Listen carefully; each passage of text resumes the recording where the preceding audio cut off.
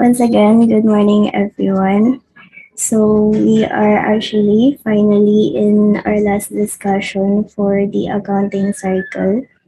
So natapos na natin yung discussion from steps 1 to 10.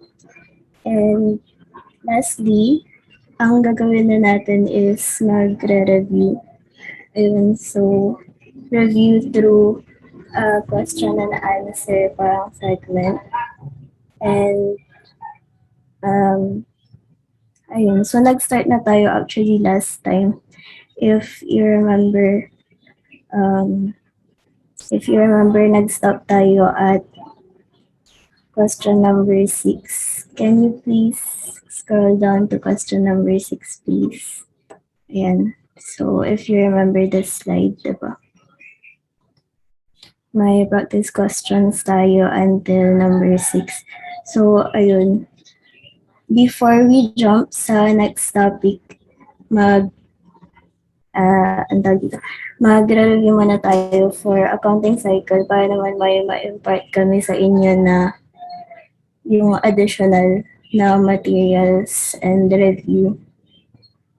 So, ayun. Thumbs up naman kayo dyan kung naalala nyo pa na nasa question number 6 na tayo from last time. Ayun. So, if you remember, ayun. So, I can see your thumbs ups na.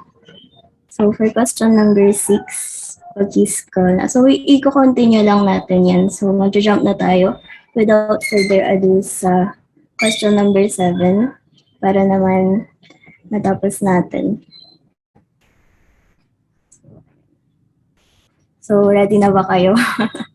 Isa pa ang thumbs up dyan kung ready na kayo.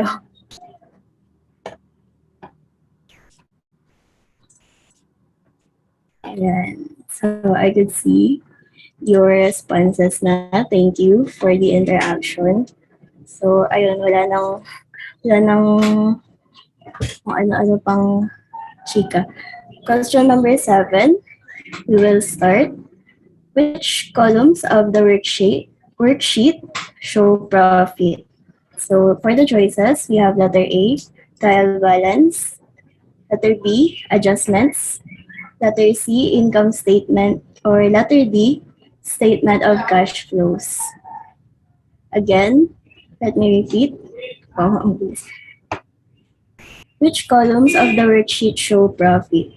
You could drop your answers na in the chat box. Ayun, so we are very lively today. Ayan. We have our answers na. So can you please review the answer? Next slide, please. Ayun, so the correct answer is letter C, income statement. So yes, you are correct. It is the column sa worksheet na nagpapakita ng profit. For the next question, next slide please. Yun, for question number 8, in the adjusted trial balance, the owner's equity account reflects letter A, the beginning of the period balance, letter B, the increase to expense and income, letter C, the period ending balance, or letter D, the results of adjusting entries. Yun. Which in the adjusted trial balance, the owner's equity account reflects. You may drop your answers na in the chat box.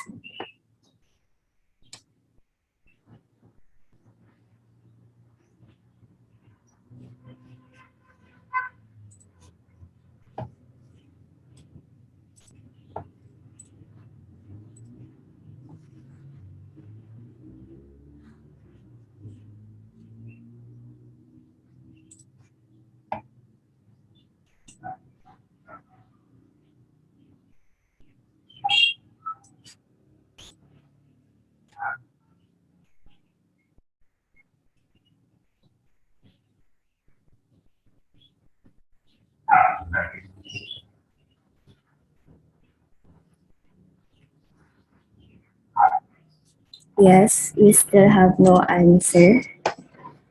Letter D ba? There's one. Hindi sure yung letter D. How about the others?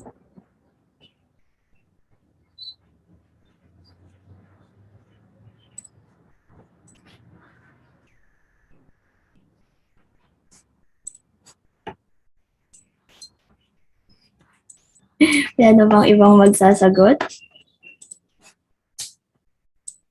Letter C? So, is it letter C? Ayun, not sure din. Letter C. Okay, so everyone has already answered, and can we please reveal na the answer to this question? Ayun, so the answer is actually letter A. So pakibalik nga dun sa sa question, please. I-explain natin why it's letter A. So ayun, in the adjusted trial balance, the owner's equity account reflects the beginning of the period balance. Bakit yung beginning of the period? Kasi yung owner's equity, na-adjust lang yung amount niya depende sa loss or sa profit. So yung loss or profit for the year, mako-compute mo lang siya at the end of the year, 'di ba? After ng income statement. So, yung nasa adjusted trial balance, hindi pa siya na-adjust. Hindi pa nare-reflect. Ang nare-reflect pa lang niya is the beginning of the period balance. And then, after lumabas ng profit or ng loss, tsaka mo lang ma-adjust yung owner's equity. Naintindihan niyo ba? Pa-thumbs up nga kung na-follow niyo. Or isa pa, repeat. Okay. Thumbs up na. Sige.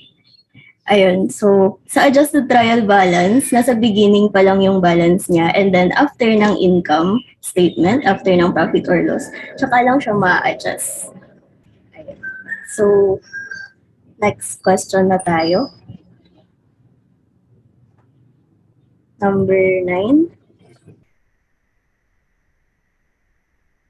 So, number 9, a statement of changes in equity.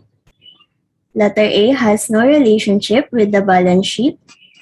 Letter B indicates whether the cash position of the entity will permit withdrawals by the owner. Letter C provides a link between the income statement and the balance sheet. Or letter D shows the income and expenses of the entity for a given period. Ayun, so alin dyan yung statement of changes in equity? You may start dropping your answers in the chat box.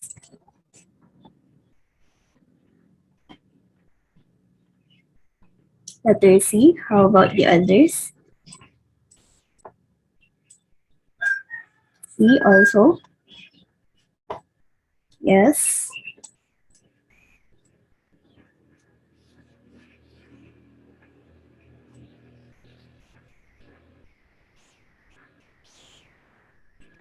So, wala na bang magsasagot? Going once?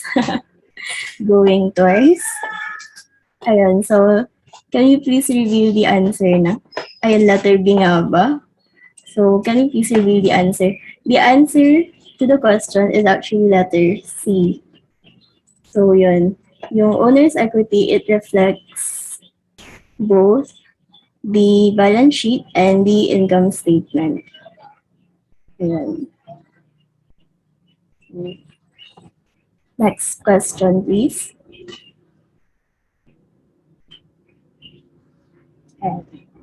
So for number 10 question, on March 1, 2011, Forest Company borrowed a cash and signed a 36-month interest-bearing note on which both the principal and interest are payable on February 28, 2014. At December 31, 2012, the liability for accrued interest should be letter A, 22 months interest, letter B, 10 months interest, letter C, 34 months interest, or letter D, 36 months interest. So you may start typing your answers na in the chat box. Letter B. We have an answer, letter B. Letter B nga ba? How about the others?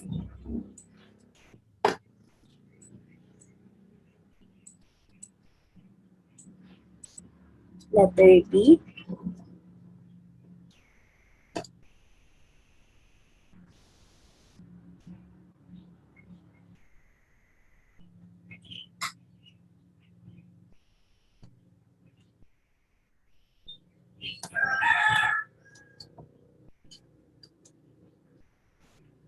Okay, letter B yung sagot ng lahat. Letter B nga ba ang sagot, ang tamang sagot? Can you please reveal the answer, please? So the answer is letter A. Letter A, 22 months. So, pwedeng pakibalik dun sa question. So, the question is the liability for accrued interest should be. Ayan. So, approval siya. And ang rule kasi dito is kung alin yung na-incur, yun yung magiging liability mo. Correct? So, nag-start siya ng March 1. So, until, ang tinatanong niya, at December 31, 2012. So, start mo March 1 to December 31, 2012. Yun na yung na-incur mo na interest. So, bibilangin mo yung months na yun and that would equal to 22 months interest. So, yun yung payable mo. Yes. Yung hindi mo pa na-incur, from January 1 to February 28, 2014, hindi mo pa siya isasama na liability kasi hindi mo pa siya na-incur. What if magbayad ka na, di ba? O di hindi mo na magiging payable yun. So, ang i-count mo lang is from March 1, 2011 to December 31, 2012, which is equal to 22 months. Ayun. So, na-follow ba yun? Thumbs up naman dyan kung na-follow.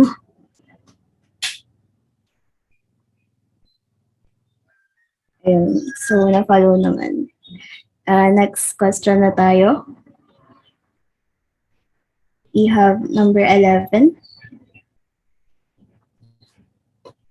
Number 11, Neptune Company's trial balance contained the following account balances at December 31, 2012. So, the following is the trial balance, so accumulated depreciation of equipment, short-term investments, prepaid insurance, cash, inventory, equipment, patent, and accounts receivable net. So, it is written, the values are written sa screen, na naka-share screen. The question is, what should be the current assets total on Neptune's December 31, 2012?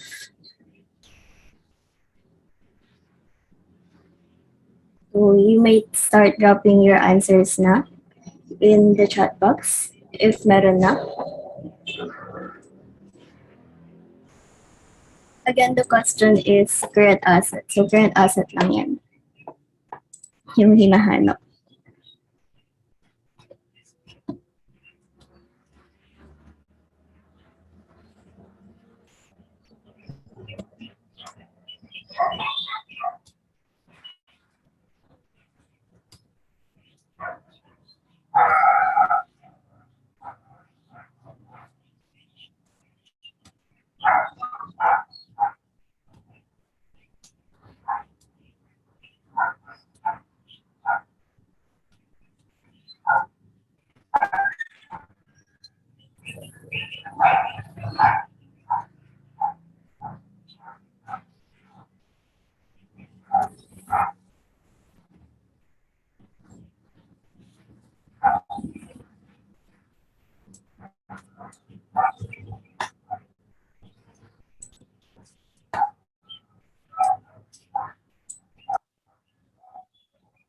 Yun, so, wala pa rin ba?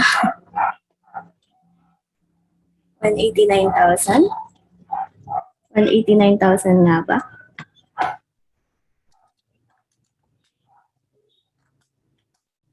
How about the others? 189,000 then?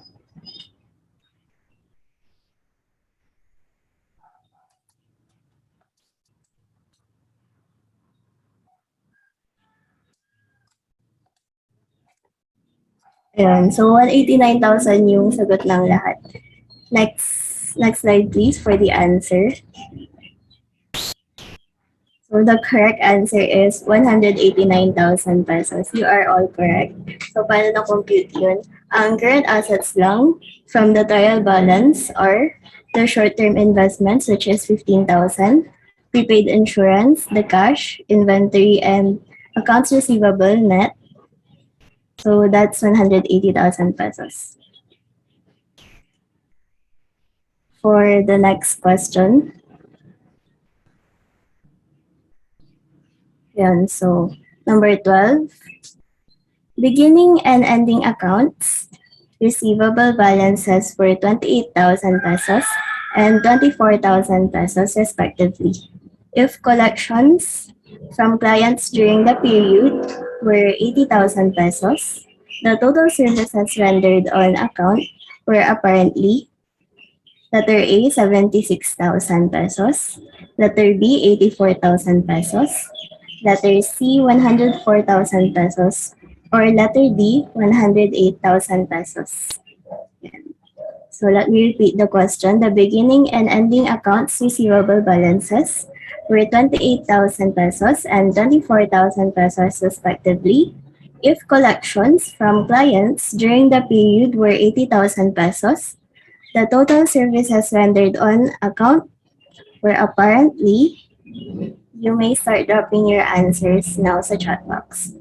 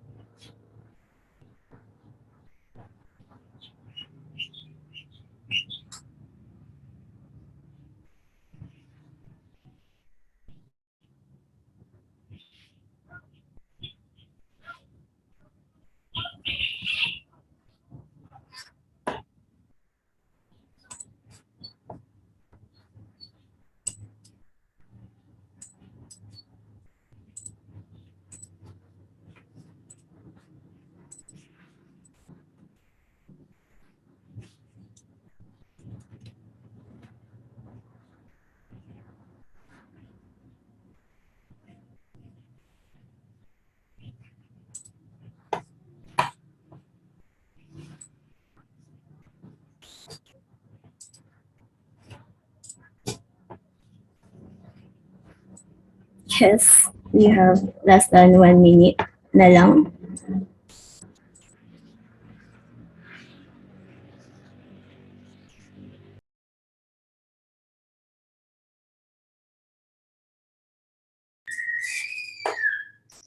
Yan, so wala pa bang answer?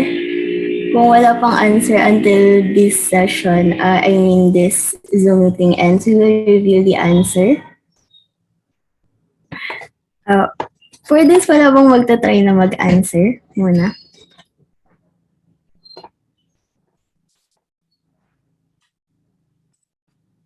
Okay. Ayun, merong try na answer. How about the others? Wala ba?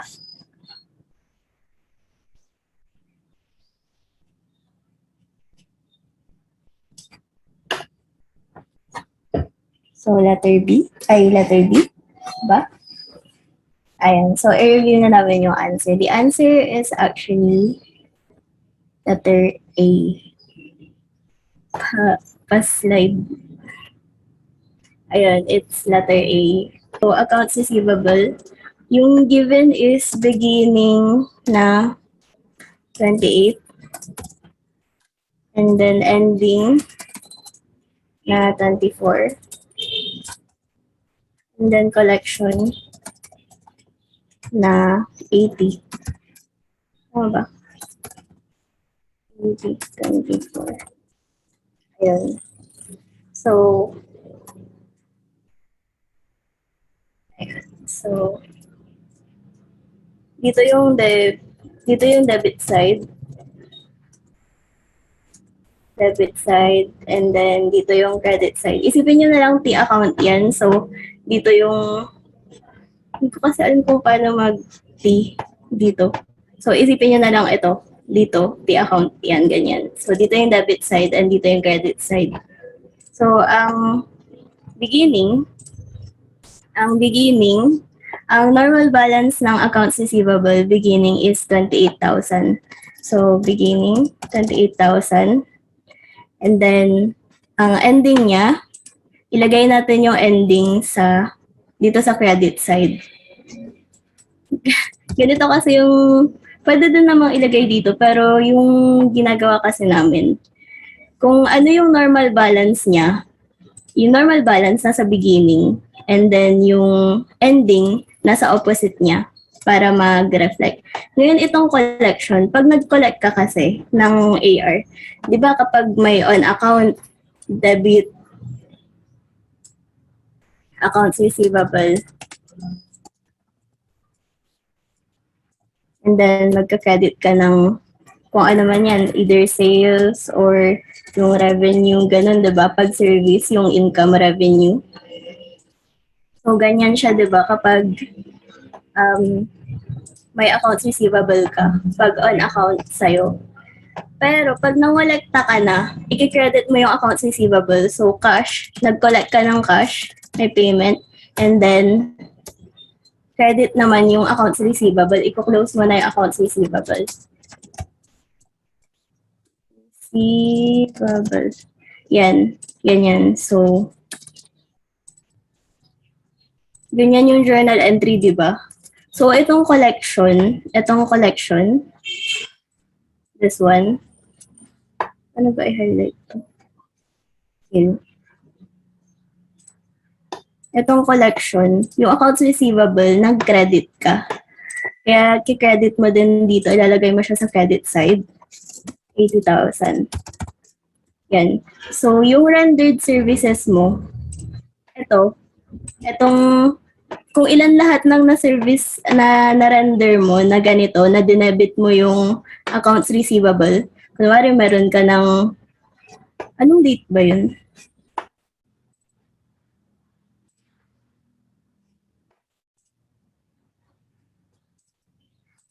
Ayun. Anong date yun?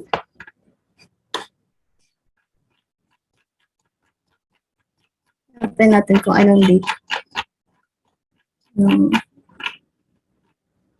Ito. Wala siyang binigay na date.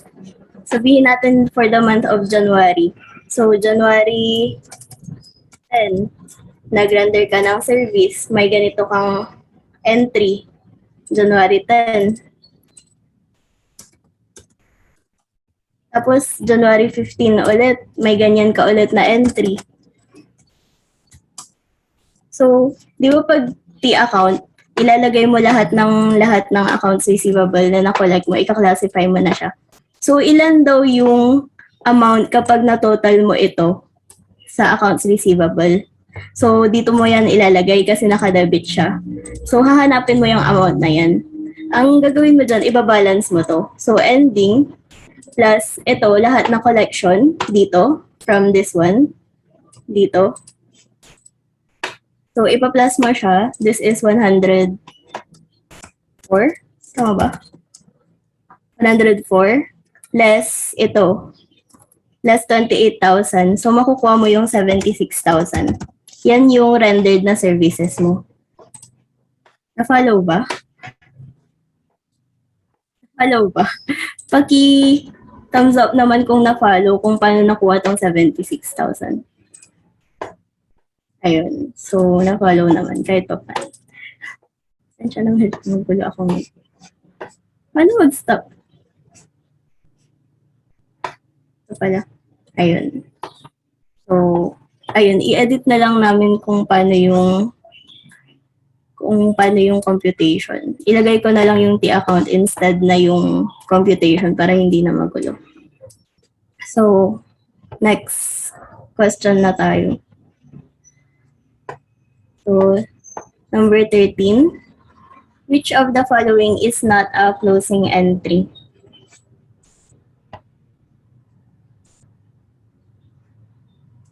Net niya, try niya.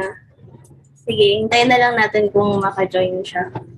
Anyway, ano na lang, i-share na lang namin sa inyo yung pag na-edit na lang. I-share na lang namin yung material sa inyo para ma-review nyo rin. Bigay naman, nandito naman yung sagot. So, jump na tayo sa number 13. Which of the following is not a closing entry? So, letter A, debit income summary credit expense. Letter B, owner capital, credit, debit owner's capital, credit owner withdrawal. Letter C, debit services revenue, credit income summary. Or letter D, salaries payable, debit, credit income summary. So you may start dropping your answer sa chat box.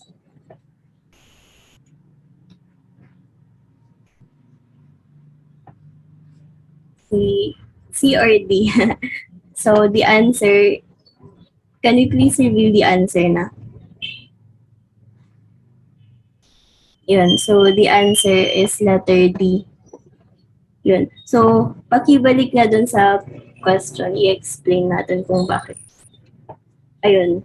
So bakit hindi letter C and bakit letter D? So ang nilalagay lang sa closing entry is yung mga nominal account.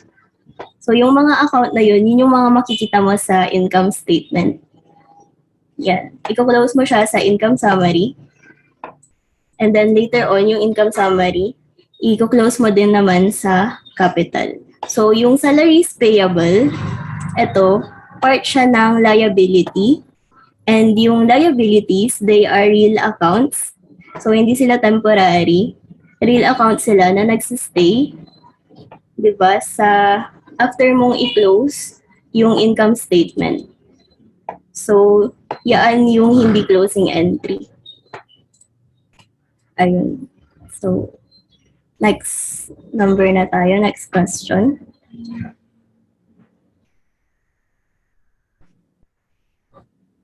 So, number 14. Agi kumunduga may computation ko ya. So, number 14. Draft accounts for the year ended October 31, 2020 report a loss of 148,600. And the entry did not include an accrual of 162,000 and a prepayment of 83,400. So what is the profit or loss for the year ended October 31, 2020 following the inclusion of the accruals and the prepayments? Letter A loss of 69,500. Letter B, a loss of 227,700. Letter C, a loss of 394,500. Or letter D, a profit of 180,700. You may start dropping your answers sa chat box.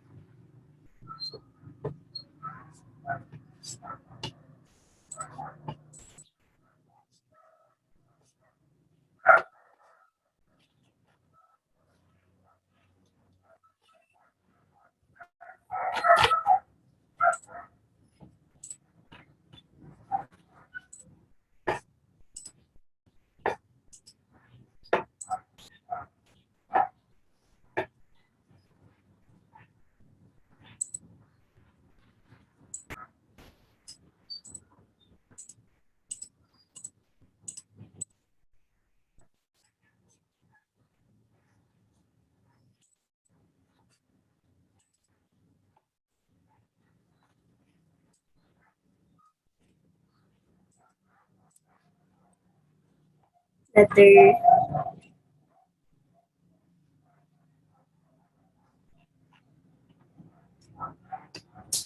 yun. So, any answer?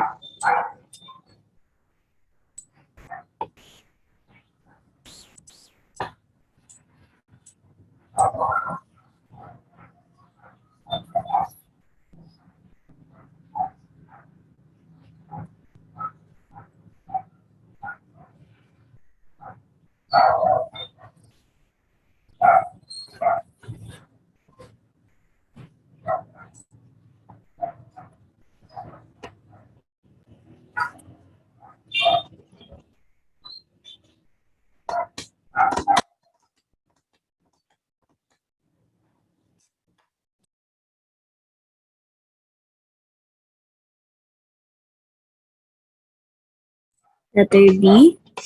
Letter B nga ba? Letter B. So, pwedeng paki-check na yung, ayun. So, letter B nga yung sagot. Can you please parang pakibalik doon sa ano, question? Letter B, 200, a loss of 227,700. So, for the computation nito, magsa-start ka sa loss ng 148,600. And then, yung accruals, di ba? They are paid but not yet earned. So, i-add mo siya. And then, prepayments. Yung mga prepaid, you have your example, yung insurance, di ba?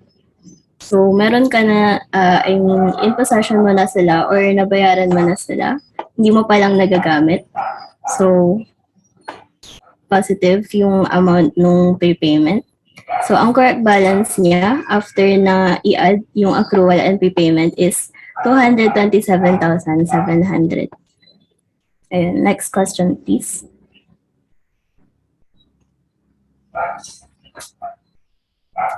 Ayan, number 15.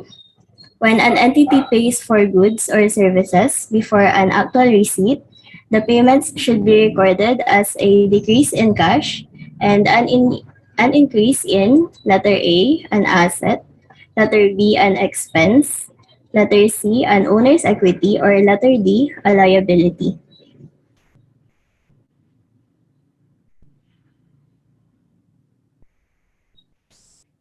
You may start dropping your answers na sa chat box.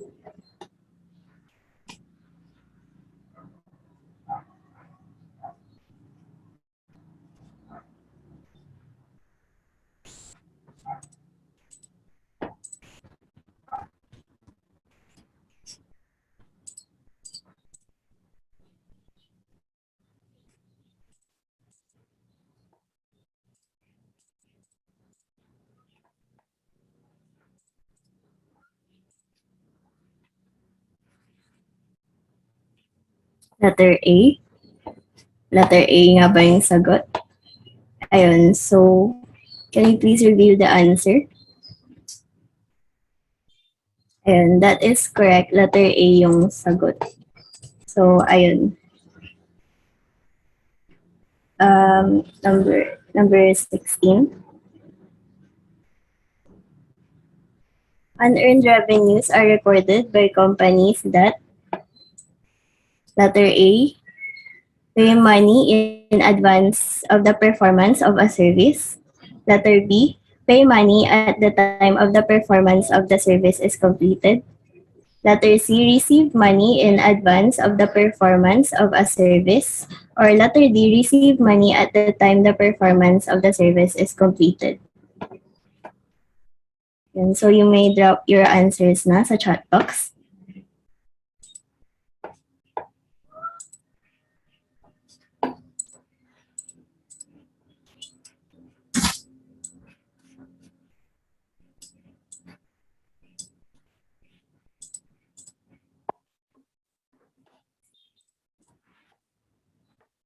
Letter C. So the answer is, correct answer is, yes, letter C. So, ayun, yun na yung definition niya. Moving on to the next number, number 17. Which of the following does not affect the balance sheet total? So, letter A, purchasing 50,000 pesos on account. Letter B, collecting 40,000 pesos from customers on account. Letter C, paying a 300,000 pesos note payable. Or letter D, withdrawal of 80,000 pesos by the firm's owner. You may start dropping your answers na sa chat box.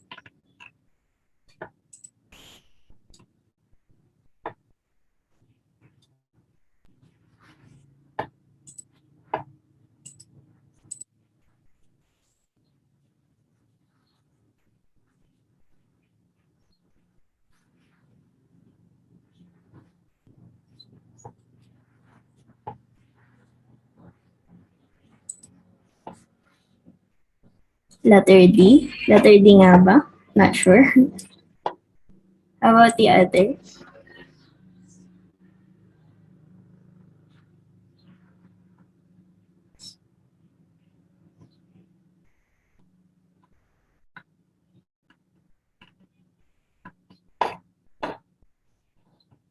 Letter D din ba? So it does not affect the balance sheet total. Can you please review the answer? So the answer is letter B. Pwedeng pakibalik, i-explain natin why letter B. So bakit hindi naapektuhan ng letter B yung total ng balance sheet? So letter A, purchasing on account, affected ang accounts receivable and purchase. And purchase is nasa income statement. So, hindi nag-offset yung balance sheet. Kasi isa lang yung nadagdag sa balance sheet. For letter C naman, payment of note payable. So, ito yung nabawasan naman yung liability pero nadagdagan yung asset. I mean, nabawasan din yung asset. So, pareho silang nabawasan. And letter D, withdrawal ng firm. So, yung withdrawal, ang affected naman dito is yung asset and then yung equity. So, kung papansinin niyo, medyo, tawag dito, iba-iba yung account titles or yung elements ng FS na affected per transaction sa A, C, and D. However, sa letter B, pag nawalat ka ng accounts receivable, nag-collect ka ng cash from accounts receivable, nag-debit ka ng accounts receivable, nag-credit ka ng cash. So, na-offset lang yung asset. Hindi nabawasan yung asset. Pansinin niyo yung amount. Kasi yung asset, yung accounts receivable, asset din siya. And then yung cash, asset din siya. So, nag-offset lang. Parang napalitan lang yung account title, pero walang nagbago dun sa amount. Ayun. So, na-follow ba? Pa-thumbs up naman kung na-follow.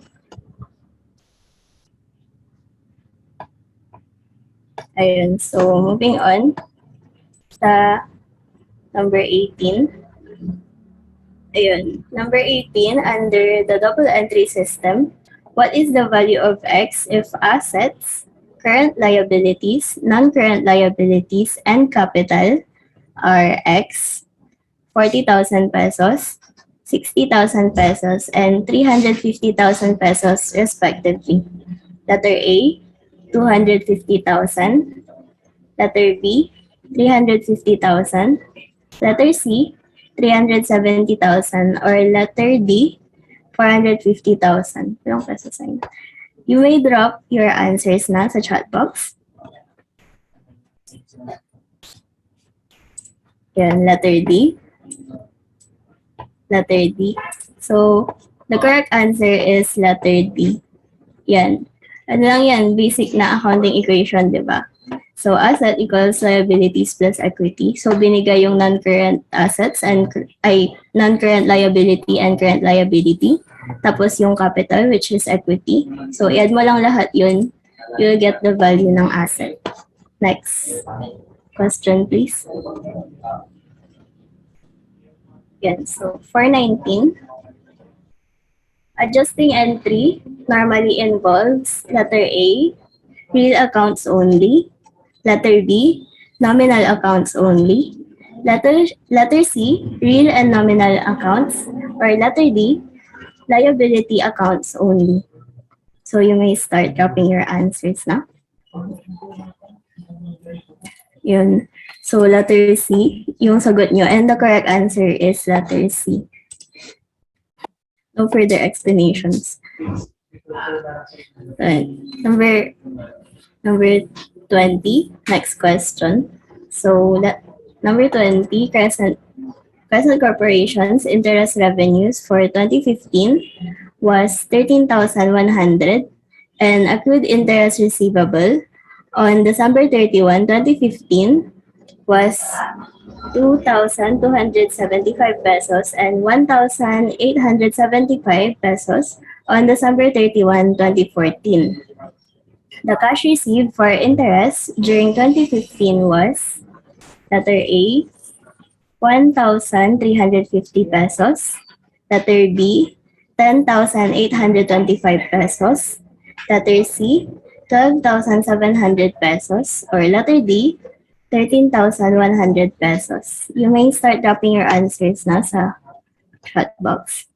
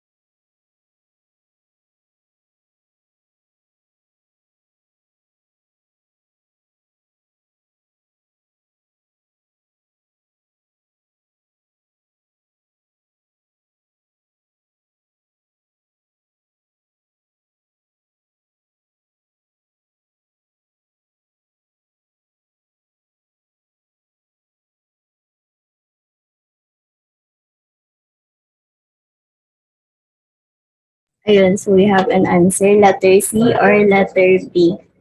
So the answer is letter C. Ayan. So ito yung computation niya. Tama na to. Sure na ako, tama na to. Okay, so ang computation niya, ito, ipakita ko na lang yung sa T account. Mas maganda kasi talagang i-share siya sa T account. So, if you allow me to share my screen. Ayun, so share ko lang yung screen. Ayun. So, ano yung sabi niya? Beginning is no, interest receivable to, no accrued interest receivable. So, interest receivable. Ayan, so ang beginning amount niya is 1875. And ang ending niya is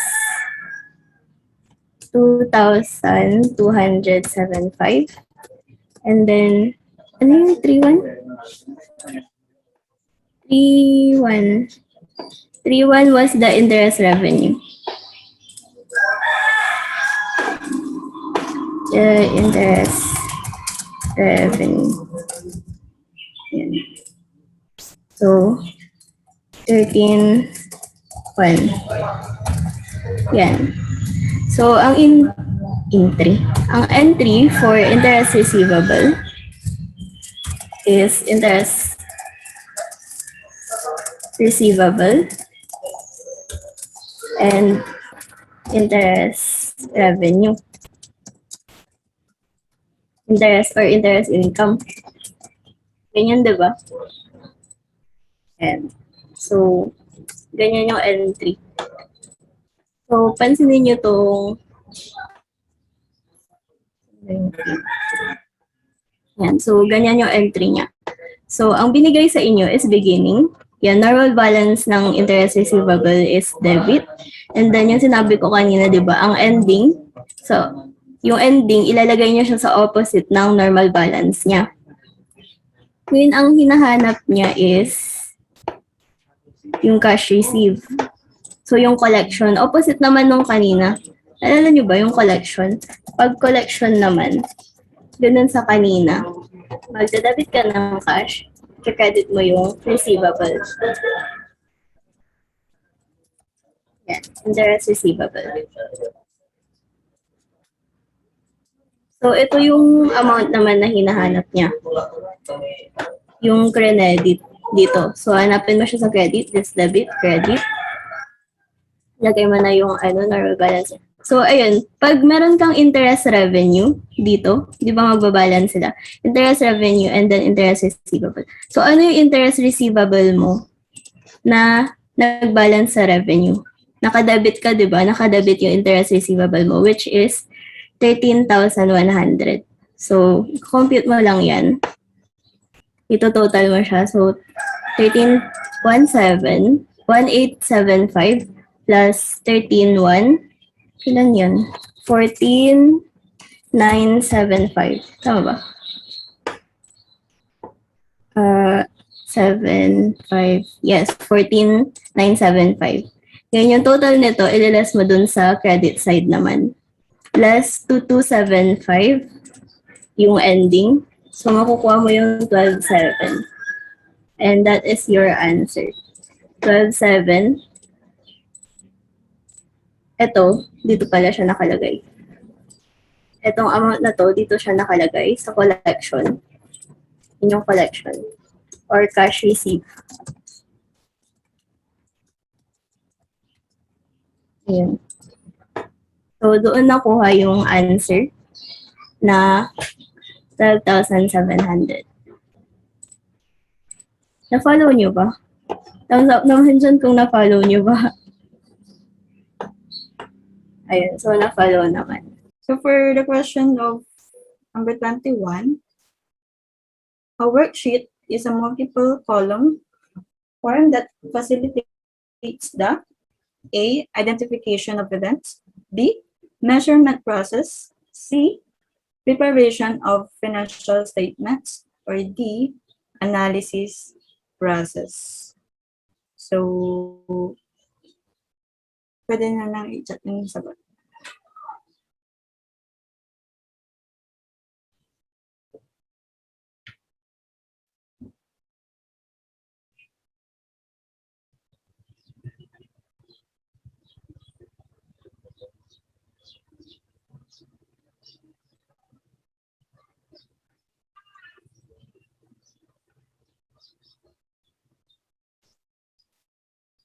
So, C nga ba? Or D? So, the answer is letter C. So, preparation of financial statements. So, gumagawa tayo ng worksheet para mapadali yung pag-prepare ng financial statements. So, pag ginagawa natin yung worksheet, di ba, andun na yung income statement and balance sheet.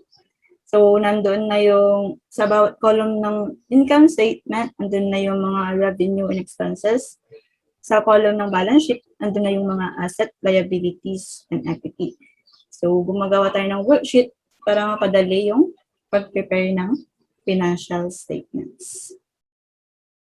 So, for number 22, when constructing a worksheet, accounts are often needed that are not listed in the trial balance already entered on the worksheet from the ledger, the worksheet. So A, they should be inserted in alphabetical order into the trial balance accounts already given. B, they should be inserted in chart of account order into the trial balance already given. C, they should be inserted on the lines immediately below the trial balance totals. Or D, they should not be inserted on the trial balance until the next accounting period. So, pwede nyo ng chat yung sagot.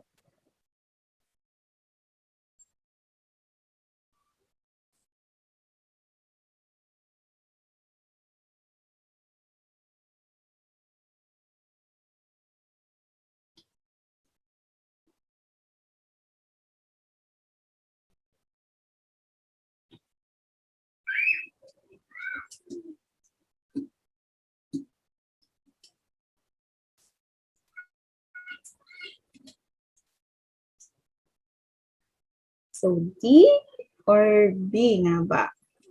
So, the answer is letter C. So, bakit letter C? Kasi yung mga, alam natin na dun sa trial balance, in-insert lang natin yung mga accounts doon sa, yung mga, according dun sa na-adjust natin, mga accounts nung adjusting entries natin, di ba? So, andun yung mga example, depreciation expense or mga supplies expense. Kung nag-entry tayo nag-entry tayo ng accounts, pag wala doon sa trial balance, in-insert natin sa pinakadulo. Kasi yun lang naman yung mai-insert tuwing nag-a-adjust tayo. Yung mga expenses or mga revenues. Kaya pag may dumagdag na accounts, yung mga yun, makikita lang sa below. Hindi ini-insert or hindi alphabetical order. So these should be inserted on the lines immediately below the trial balance totals. So, gets ba yun? Pa-thumbs up na lang. So, yes. Move on na tayo. So, number 23, the income statement and balance sheet columns of Pine Company's worksheet reflects the following totals. So, may totals tayo sa income statement, may debit and credit. And for the balance sheet, may debit na 34,000 and credit 44,000. So, ang tanong, what is the net income or loss for the period? So, pwede nyo nang check yung sagot.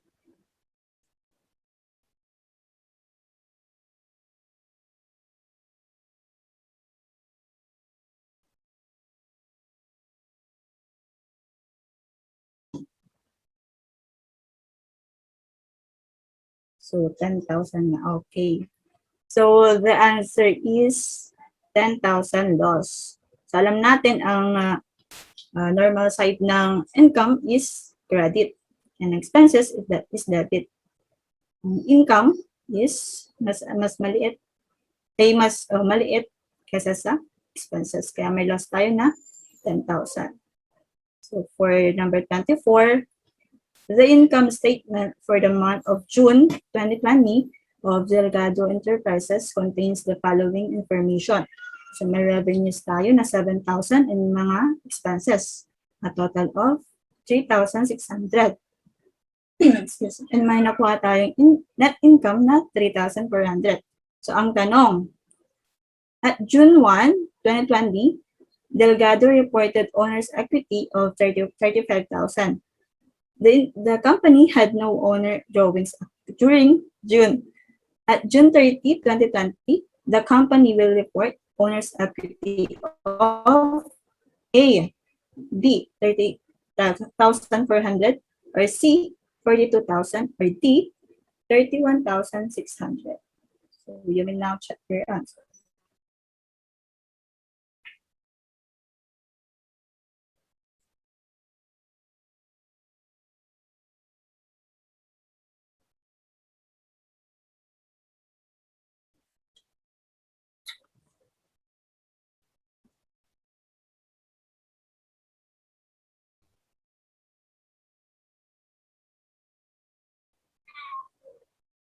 So B nga ba?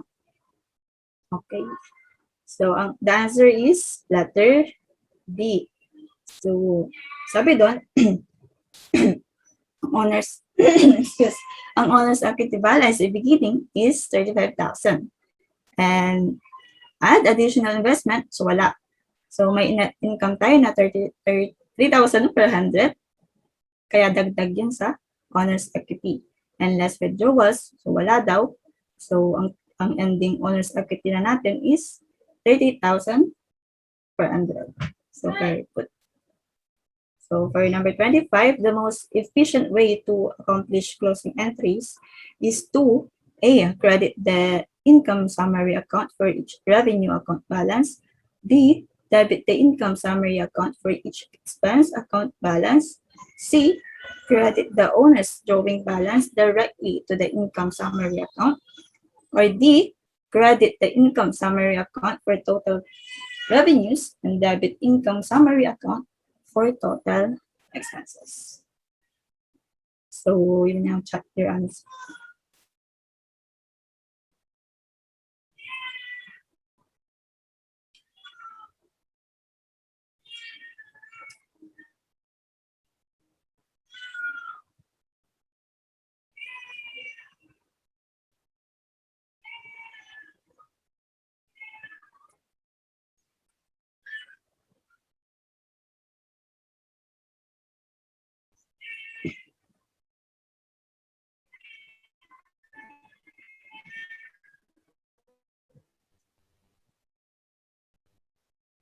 So yes. So the answer is letter D. So pag nagpo-closing entries tayo, pag revenues, kinikredit natin ang income summary. And pag nagpo-close tayo ng total expenses, debit natin ang income summary account. So the answer is letter D. So correct. So bago tayo patuloy, ang oras na is 8:32 ay 8:33. So tutuloy ba natin? So ano na lang to? Hanggang 30 items. Tapos na lang natin. May klase ata Okay sila, lang. bes. Okay. Ano na lang, isa na lang natin yung material. Sige, sige. Tapos, ano na lang, ang tawag dito. Tapos mag-merchandise na tayo next meeting. Okay lang ba? Ano na naman na? Okay lang. Plus 5 questions ba? Oo. Saan na lang yung material? Ay, makikita niya din. Madali lang Isasend to. mo lang din naman sa kanila. Oo. Andito na din yung mga computation and explanation. Wow, cool. Ayun. Wag mo na lang tanggalin yung Rosa. Share screen. Pa-open na lang ng camera. Sige, sige. For documentation. Dila tayo. Hindi na talaga sila maka-join, si Trina. Okay, sige. Para matapos na rin. Patingin, ay okay, sige lang. Okay lang, may naman kanina. So, ayun. Smile na sa camera. 1, 2, 3.